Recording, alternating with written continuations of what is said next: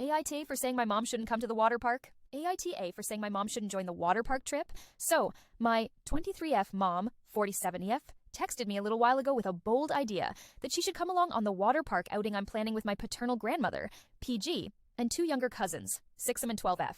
Now I'm feeling conflicted about telling her she shouldn't tag along. Here's some context. I was invited on this trip since my PG will need to look after the 6-year-old who isn't a big fan of slides or deep water.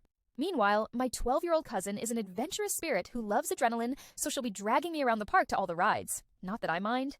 The water park is situated around 2 hours away from our town by a highway. My PG will be driving and covering my ticket cost. My mom isn't fond of my PG. We have family dinners weekly, and my mom frequently skips these gatherings to avoid PG.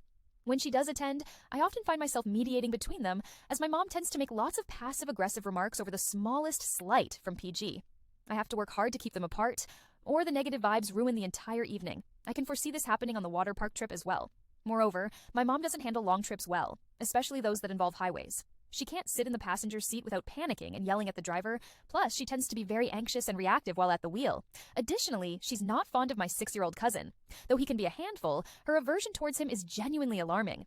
She's upset him in the past by trying to discipline him, which for her generally means yelling orders, and as a result, he doesn't engage with her the same way he interacts with other relatives. I expressed these concerns to her, politely for example, asking if she would enjoy it given the dynamics with PG and her annoyance with 6M, and suggested that my sister and I could visit on another day instead. She replied saying that I was excluding her and making her feel sad. Now I'm second-guessing myself since she doesn't get out much, and technically it's not my decision to make. It's my PG planning and funding the outing.